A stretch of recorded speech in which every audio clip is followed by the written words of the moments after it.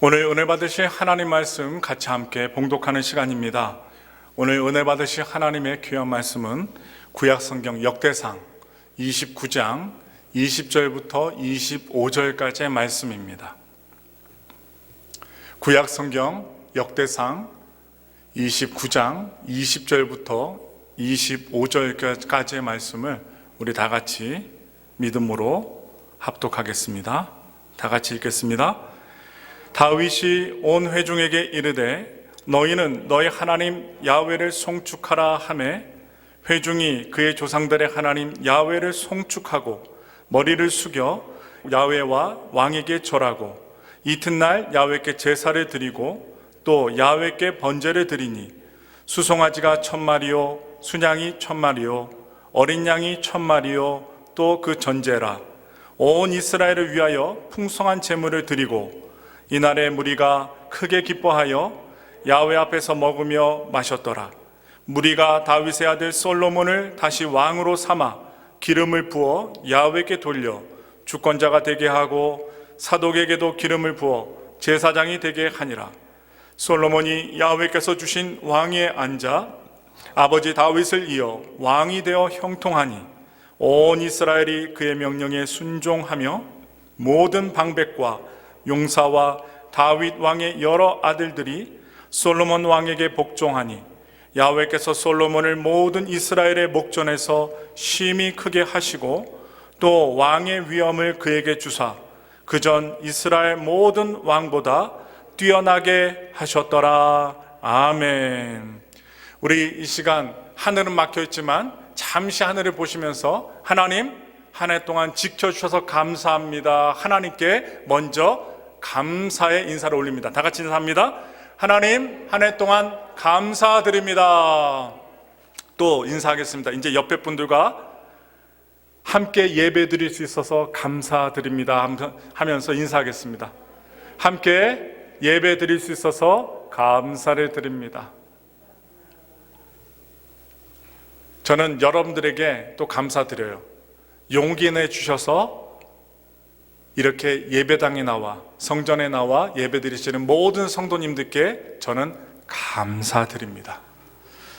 저는 오늘 역대상 29장 20절부터 25절의 말씀을 통하여 너희 하나님 야훼를 송축하라 라는 제목으로 여러분들과 은혜 말씀을 나누도록 하겠습니다.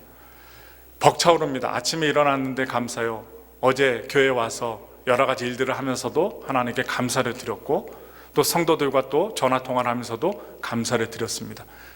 지나온 모든 일들이 순간순간 지나가고 2020년이 너무나도 빨리 지나가고 갇혀있고 숨어 있어야 되고 마스크를 쓰고 다녀야만 되고 어려움 중에 사람들이 먹고 살 일 또한 여러 가지 세상의 일, 이 미국에서는 대통령 선거를 비롯해서 여러분들의 경제적 상황과 또한 영적인 상황, 또 교회는 교회 운영과 여러 가지 일들을 놓고 하나님께 기도하는 가운데 이제 우리는 추수감사절을 맞이하게 되었습니다. 여러분 오늘 말씀을 들으실 때 여러분들의 마음을 푸근한 감사의 마음으로 만드시고 또한 결정하고 선택하고 하나님의 말씀을 들으셨으면 참으로 저는 감사하겠습니다. 감사하면 달라지는 것들이라는 책이 있어요. 저자는 제니스 캐플린이라는 저자인데 저널리스트이자 유명 잡지, 미국의 유명 잡지 퍼레이드의 그 전 편집장이었다고 합니다. 한 번은 이 저자가 새 전야제에서 이제 어떤 일이 일어나든 감사하고 긍정적인 측면과 또한 좋은 면만 보겠다고 결정을 하고 결심을 합니다. 기자로 살아온 저자는 실제로 매달 초점을 맞출 단 한 가지의 주제를 정하여서 1년 동안 감사 프로젝트를 진행하였다고 합니다. 1년 동안 자신의 이 감정은 실제로 일어난 일보다 그 일어난 일을 바라보는 시각과 태도에 따라 달라진다는 점을 이 저자는 책을 쓰면서 알게 되었답니다. 프로젝트의 매 구비마다 혼자서 연구한 게 아니라 심리학자, 교수, 의사, 그리고 철학자들과 함께 조언을 구하고 또한 철학자들과 그 의사와 교수와 그 심리학자들의 전문적인 그 연구 결과를 토대로 저자는 자신의 흥미로운 경험과 광범위한 조사를 바탕으로 결혼 생활과 우정, 돈과 포부, 건강과 운동을 포함한 삶의 모든 측면이 감사로 어떻게 바뀌어지는지를 탐험을 했습니다. 그 과정에서 배우자에게 감사할 때, 남편이 아내와 아내가 남편에게 감사할 때 두뇌 신경의 그 세포가 어떻게 변하는지, 한 회사를 운영하는 CEO의 감사 표현이 왜 성공 요인이 되는지를 이 저자는 깨닫게 되었다고 합니다. 여러 전문가와 폭넓은 인터뷰를 하고 유명한 인사들과 함께 대화를 나눈 결과 저자는 성취감으로부터 자녀의 행복에 이르는 삶의 모든 측면에 작용하는 감사, 이 감사의 역할을 발견했다고 합니다. 저자는 특히 감사에 대한 조사와 연구에 집중하면서 감사는 행복과 같은 것이 아님을 깨달으면서 이렇게 책에서 이야기를 했습니다. 읽어드릴게요. 감사는 행복보다 더 깊은 울림을 주는 감정입니다. 사람들은 친구가 꽃을 보내거나 오후에 공원에서 시간을 보내는 등 무엇인가 좋은 일을 겪으면 기분이 상승하는 것을 느낍니다. 하지만 그러한 순간은 순식간에 지나가기 마련입니다. 그 순간이 끝나버리면 이제 어떻게 됩니까? 감사는 특정한 사건에 좌우되는 감정이 아니므로 변화나 역경과 상관없이 오래 갑니다. 그 감사를 느끼려면 감정적으로 적극적인 관여가 필요합니다. 자동으로 감사를 느낄 수 있는 것이 아니라 적극적으로 그 감정을 느끼고 경험해야만 합니다. 그렇게 해야 좋은 시기에도 지속하는 이 내면의 충실감이 형성이 됩니다. 그리고 이 저자가 이 말을 한 다음에 1년 동안 감사 프로젝트를 마쳤어요. 이렇게 고백을 합니다. 삶에서 비극적인 일, 슬픈 일, 예상치 못한 일, 짜증나는 일이 일어나기 마련입니다. 하지만 우리가 내릴 수 있는 유일한 선택은 어떤 반응을 보이는가입니다. 누구나 불평불만의 달인이 아닌 감사의 달인이 될 수가 있습니다. 나는 1년 동안, 이 저자는 1년 동안 긍정적인 측면에 초점을 맞추고 살면서 자기만의 괴로움 속에 갇혀 있는 것보다 감사하는 것이 훨씬 더 만족스럽다는 사실을 알게 되었습니다.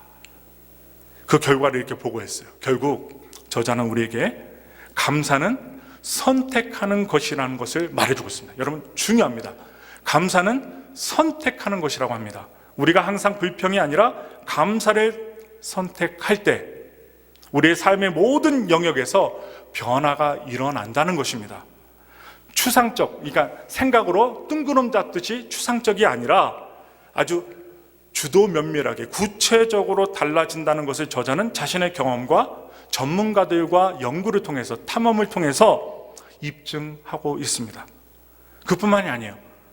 유대인들이 교과서로 여기고 있는 탈무드에서도 이런 말이 있어요. 세상에서 가장 현명한 사람은 배우는 사람이고 가장 강한 사람은 자신을 이기는 사람입니다. 또한 가장 행복한 사람은 항상 감사하는 사람입니다. 감사란 주어지는 것이 아니라 자기 자신이 발견하는 것입니다. 탈무드에서 하는 이야기입니다. 감사는 주어지는 것이 아니라 찾는 것이다. 감사가 찾는 것이라면 감사는 찾으면 발견할 수 있다는 사실입니다. 성도님들, 제가 감사에 대한 책의 내용을 소개해 드렸습니다만 그것이 모두 신앙의 입장에서 말한 것은 아닙니다. 우리가 우리의 일상을 살아가면서 감사라고 하는 것이 얼마나 중요한지를 역설해 주고 있는 것뿐입니다. 신앙을 떠나서도 말입니다. 그들이 성경의 말씀을 들먹이진 않았지만, 인용하진 않았지만 감사의 내용을 분석하면서 이 감사하는 삶이 우리의 삶에 얼마나 중요한 요소인지를, 중요한 것인지를 우리에게 말해주고 있습니다. 그렇습니다. 우리가 이 세상에 살면서 우리들이 원하고 바라는 것들이 있어요. 그것이 무엇입니까? 건강하고 평안하고 성공적인 삶을 살고 싶습니다. 그렇게 살고 싶다면 감사가 우리 삶에 늘 있어야 한다는 것입니다. 우리는 흔히 행복하면 감사가 든다, 이 감사한 마음이 행복하면 들어, 이렇게 얘기를 하고, 성공하면 당연히 내가 감사한다, 이렇게 이야기들 합니다. 또한 좋은 일 있으면 감사한다라고 이야기를 해요. 그리고 생각을 합니다. 그러나 그것보다 더 중요한 것이 있습니다. 그것은 감사하기 때문에, 또한 행복하기 때문에 감사한다는 것보다는 감사하는 마음이 행복을 만들어낸다는 것입니다. 감사하는 마음을 가질 때 행복이 따라온다는 거예요. 감사하다는 것이 우리의 삶에 얼마나 큰 힘이 되는지를 깨달은 사람들의 공통적으로 생각하는 말이 있습니다. 그 말이 무엇이냐? 감사가 행복을 만들어낸다는 것입니다. 늘 감사하는 마음으로 살면 여러분들이 좋아하시는 노화도 늦춰진다고 합니다. 작은 일에 감사할 줄 알고 그 감사의 마음을 표현하는 사람은 그 삶이 지옥이 아니라 천국으로 바뀌게 된다는 거예요. 감사할 줄 아는 사람은 행복감을 더 많이 느낄 뿐만 아니라 자신이 하는 일에 능률이 오릅니다. 그래서 직장 생활을 할 때에도 감사를 자주 표현하는 사람들이 더 오래 직장에 머물게 된다고 합니다. 오래 살아남는다는 거예요.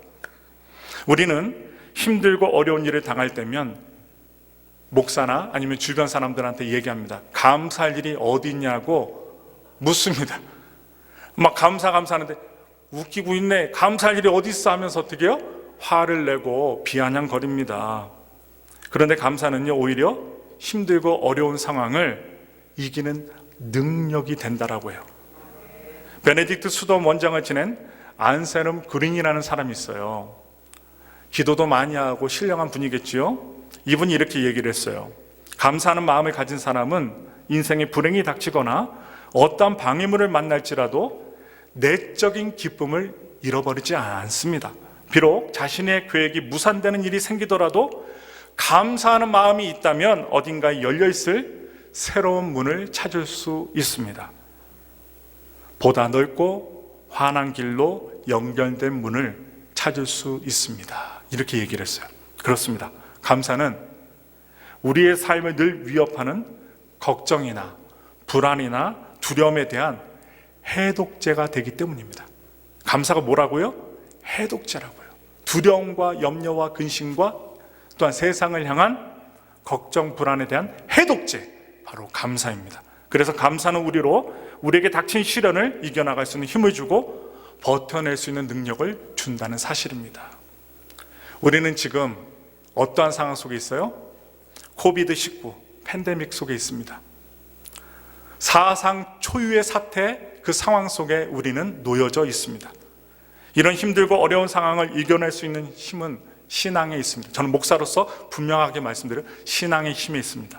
그리고 이 신앙은 우리로 하여금 모든 일에 감사하게 만듭니다. 하나님께서는 우리에게 이렇게 말씀을 하셨어요. 우리가 잘 아는 말씀이죠. 데살로니가전서 5장 18절의 말씀입니다. 범사에 감사하라. 이것이 그리스도 예수 안에서 너희를 향하신 하나님의 뜻이니라. 여기에서 우리가 범사에라는 말에 집중하기 원합니다. 이 범사에라는 말은 모든 상황 속에서라는 뜻입니다. 모든 상황 속에서. 그러므로 어떤 상황, 어떤 형편에서든지 감사하는 것입니다. 기쁘고 즐겁고 능률이 오르고 그리고 무엇인가 얻을 때만 감사하는 것이 아니라 고통 중에서도, 슬픔 중에서도, 어려움 중에서도, 시련 중에서도, 고난 중에서도, 손해를 입은 상황 속에서도, 건강을 잃어버린 상황 속에서도, 넘어지고 쓰러지는 그 자리에서도, 심지어 하나님의 은혜를 잃어버렸다라고 생각되어지는 그 상황 속에서도 감사라는 것입니다. 여러분, 우리의 삶에 감사하지 못할 그 상황은 단 한순간도 없다는 거예요. 감사하지 못할 상황이 없다는 것입니다. 코로나19 팬데믹으로 인해서 전 세계가 공황 상태, 움직이지 못하고 멍한 상태, 무엇을 해야 될지 모르는 이러한 상태에 있다 하더라도 일상의 삶에 수없이 많은 제약을 받아야 할지라도, 경제적으로 어려워져도, 삶이 힘들어졌어도, 사랑하는 사람이나 그리운 사람들의 마음대로 볼 수 없다 할지라도, 그런 상황이 우리에게서 하나님이 주신 감사를 빼앗아 갈 수 없다는 것이에요. 우리가 감사를 찾기만 한다면 놀라운 일들을 만나게 될 것입니다. 우리 주변에 우리가 발견하지 못한 감사의 이유들이 너무나도 많이 있습니다. 오늘 본문의 말씀은 역대상 29장이죠. 이 본문의 말씀은 다윗의 생의 마지막을 보여주는 장면입니다. 우리가 잘 아는 것처럼 이 다윗은요, 하나님을 사랑하고 또 하나님께 사랑을 너무나도 많이 받은 사람이었어요. 하나님께서 다윗을 보실 때 사도행전 13장 22절 말씀에 보시면 어떻게 사랑하셨는지 나와요. 읽겠습니다. 다윗을 왕으로 세우시고 증언하여 이르시되 내가 이새의 아들 다윗을 만나니 내 마음에 맞는 사람이라 내 뜻을 다 이루리라 하시더니, 이렇게 말씀하실 정도로 다윗을 기뻐하시고 하나님께서는 사랑하셨습니다. 하나님께서 그렇게 사랑하시고 그렇게 기뻐하신 다윗이었음에도 불구하고 다윗의 일생을 여러분 한번 생각해 보세요. 참으로 많은 시련과 어려움을 겪은 사람이 바로 다윗이었습니다. 그 이름도 몰랐던 무명의 다윗을 인생의 무대에 올려놓은 선지자가 있었습니다. 누굴까요? 사무엘 선지자였어요. 하나님께서 이 사무엘 선지자를 베들레헴 이새의 집으로 보내셨고, 이새의 아들들 가운데 한 사람을 사울을 대신할 이스라엘 왕으로 세우시겠다고 말씀하셨습니다.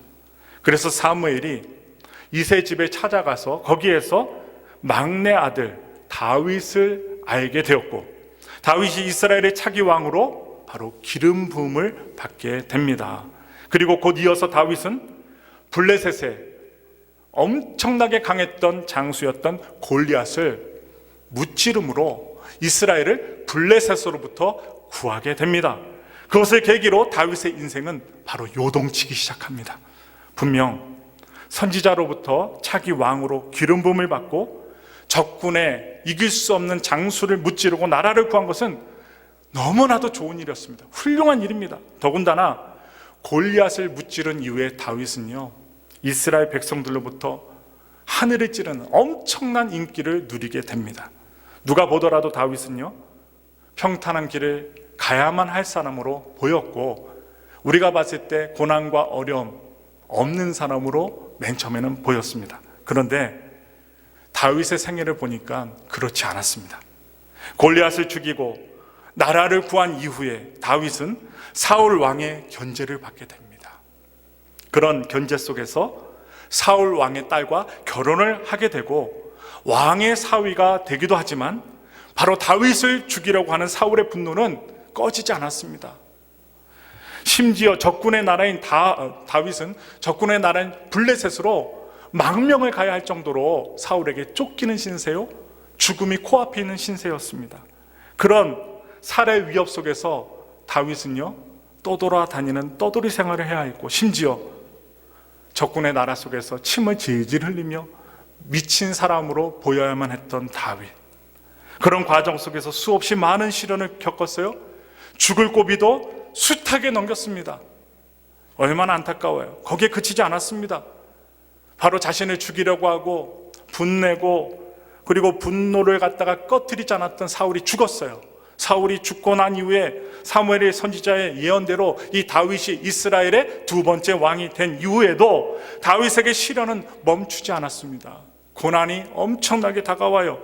자신의 충신이었던 바로 우리아의 아내를 궁궐로 끌어들여 성범죄를 저지른 이후에 다윗의 인생은 더욱더 힘든 길을 가야만 했습니다. 영적으로 눌리고 하나님과 멀어지는 계기가 되었지요.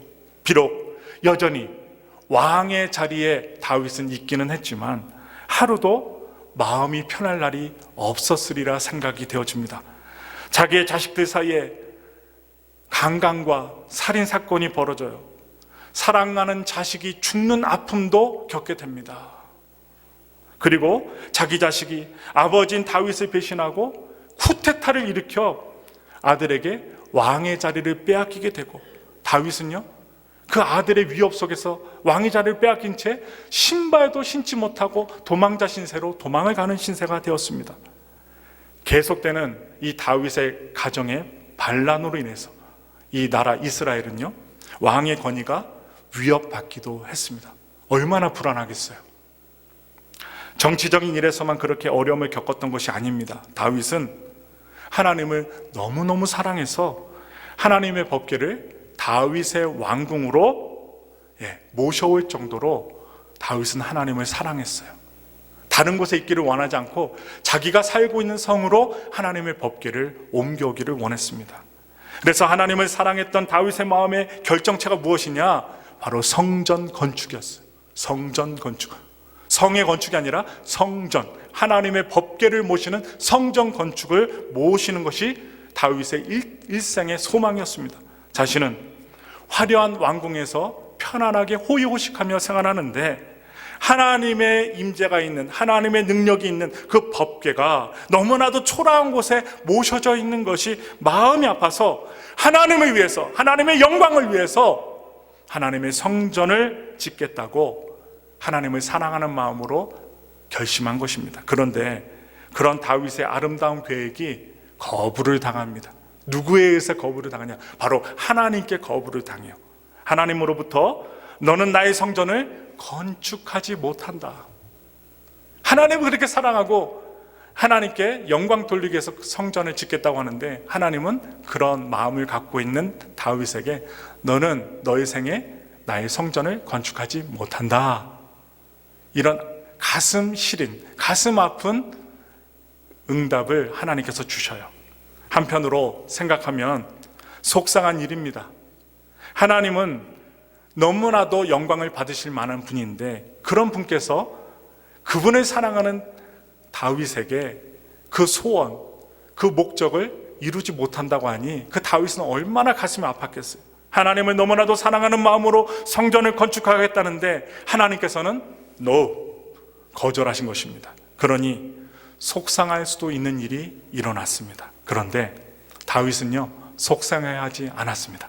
오히려 성전을 건축하겠다는 그 계획을 바로 아들 솔로몬에게 밀어놓고 자신은 성전을 건축할 모든 조건을 갖추는데 열정을 다하고 온 힘을 다하여 준비합니다.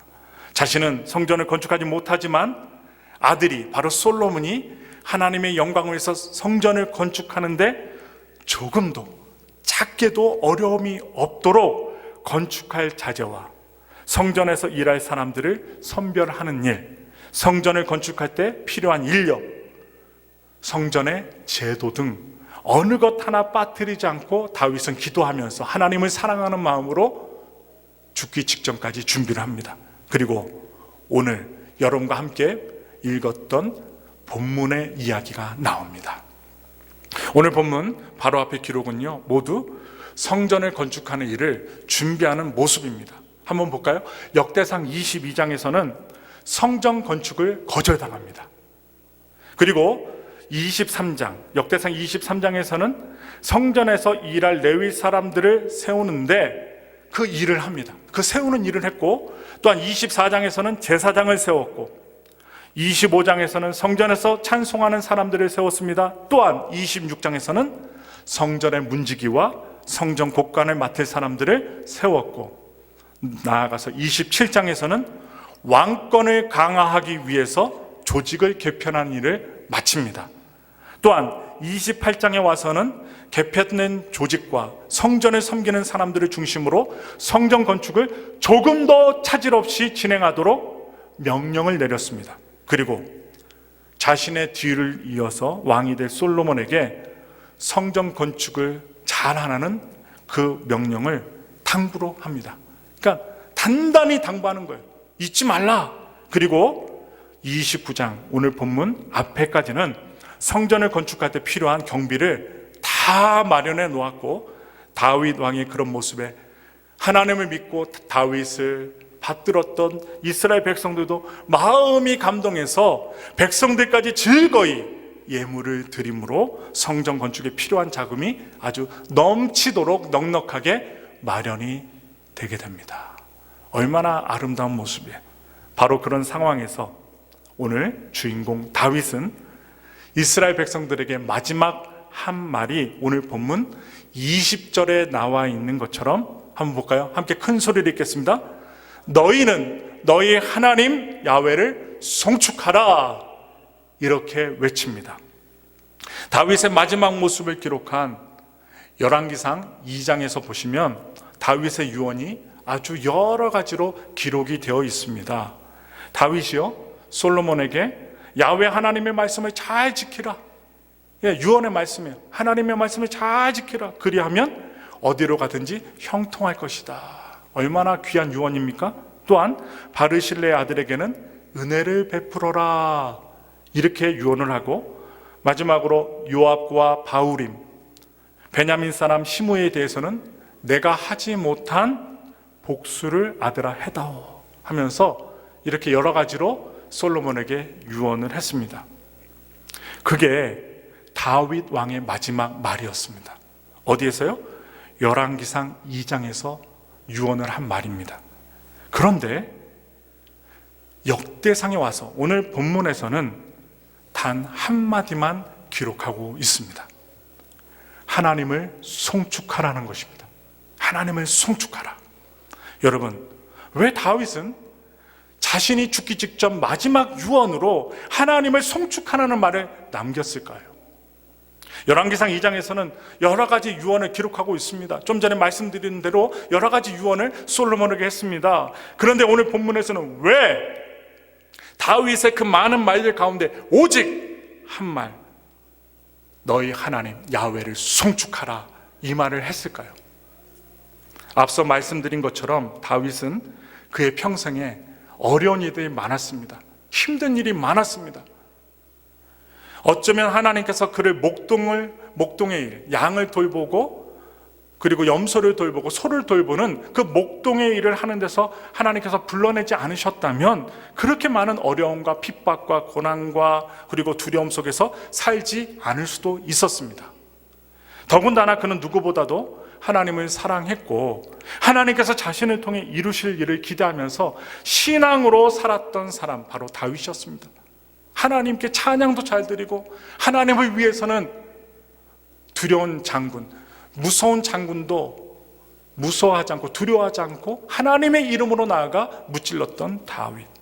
그럼에도 그의 삶에는 참으로 많은 시련이 있었고 고난이 있었습니다. 그런 힘들고 어려운 삶을 마감하면서 그런 마음은 만감이 교차했을 것입니다. 비록 하나님께서 그를 높이셔서 이스라엘 왕으로 삼아 주셨지만 그 이면에는 가슴 아픈 일들이 있었다는 거예요. 몰래 눈물을 흘려야 하는 일들도 많았고 고통에 몸서리치는 상황이 있었습니다. 그런데 다윗은 그러한 삶을 마감하면서 마지막 남긴 말이 여호와를 송축하라는 말이었습니다. 하나님을 송축하라. 누구의 하나님? 바로 너의 하나님 송축하라. 이 송축하라는 히브리어로 바라크라고 합니다. 바라크.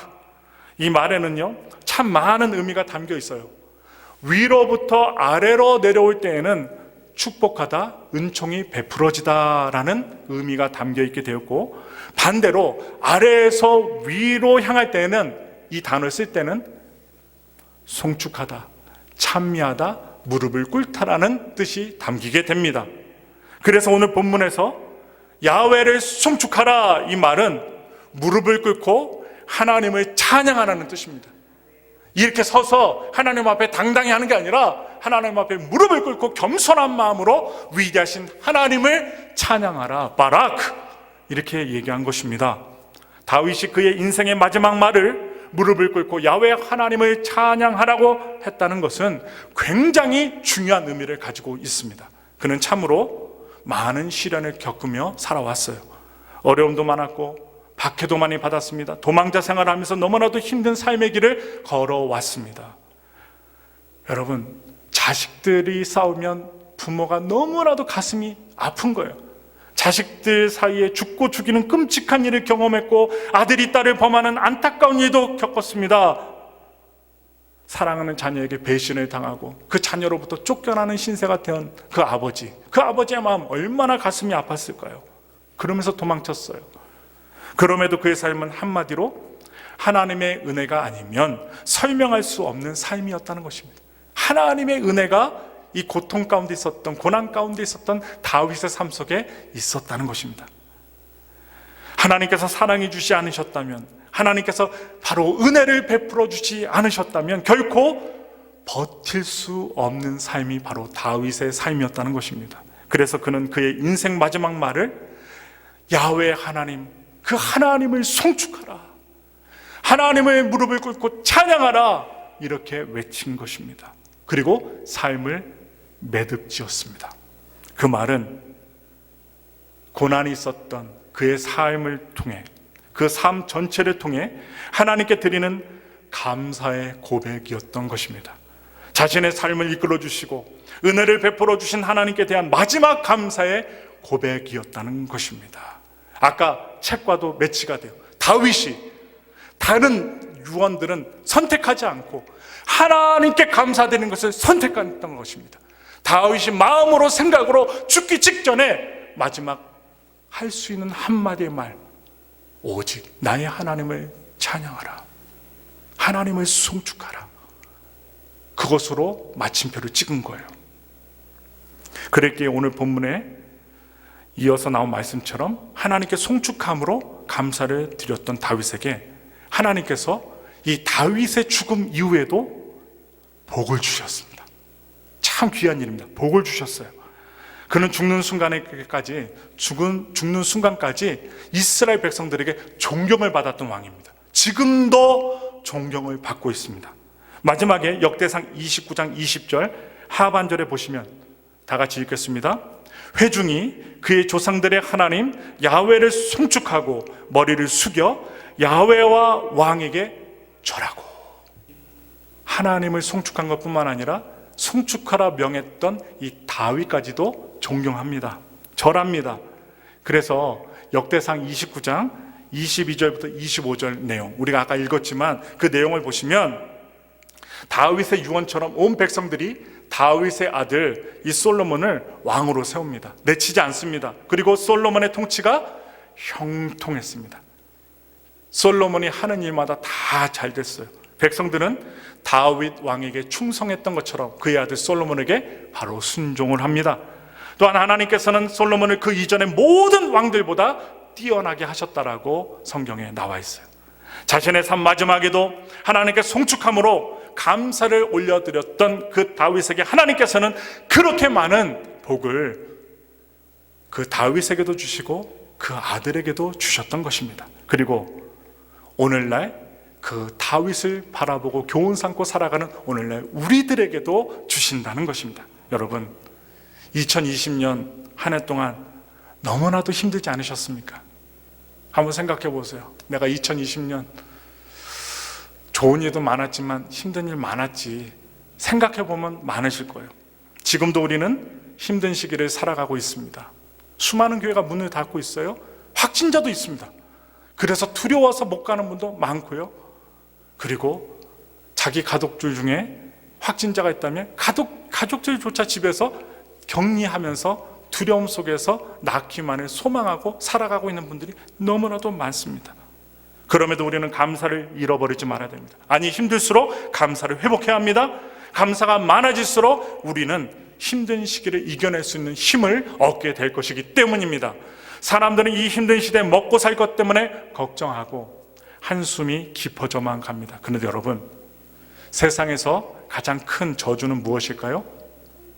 먹을 것을 얻지 못한 목마름이 아닙니다. 감사하는 마음이 생기지 않는 메마름이라는 사실이에요. 작은 것에도 감사하지 못하는 메마름이 우리 가운데 있다면 그것보다도 못한 것이 없다는 것입니다. 이런 말이 있어요. 하나님이 거하시는 곳은 두 곳이 있는데 하나는 천국이고요, 다른 하나는 감사하는 마음이다 라는 말이 있어요. 하나님이 거하시는 두 곳, 천국이고 사람들 중에 감사하는 마음이 있는 사람들에게 하나님이 거하신다. 정말 의미 있는 말입니다. 상황을 초월하여 우리의 삶을 천국으로 만들고 싶으시다면, 아니 우리가 천국을 누리며 살고 싶으시다면 우리의 마음에 감사로 가득 채우셔야만 합니다. 그러면 그 마음에 하나님께서 임재하시고 하나님께서 임재하신 그곳에 바로 천국이 됩니다. 여러분, 우리 생애 처음과 마지막의 기도는 감사합니다라는 말로 하길 원합니다. 우리가 예배를 드릴 때도, 예배를 마칠 때에도, 좋은 일이 있을 때에도, 나쁜 일이 있을 때에도 언제나 감사합니다라는 말로 시작하길 원합니다. 아무리 힘들어도, 아무리 큰 시련을 겪는다 하더라도 우리 입에서 감사라는 말을 잃어버려서는 절대로 안 됩니다. 감사하면 행복해집니다. 감사하면 따뜻해지고요, 감사하면 마음의 여유를 회복할 수 있습니다. 그리고 감사는 우리가 하나님께 올려드릴 가장 큰 찬양의 제사입니다. 그래서 다윗은 우리 모두에게 너희 하나님 야훼를 송축하라 외쳤던 것입니다. 우리 하나님 야훼를 송축하며 감사드리는 모든 엘파소스 목회 모든 분들이 되시기를 예수님의 이름으로 축원합니다. 기도하겠습니다.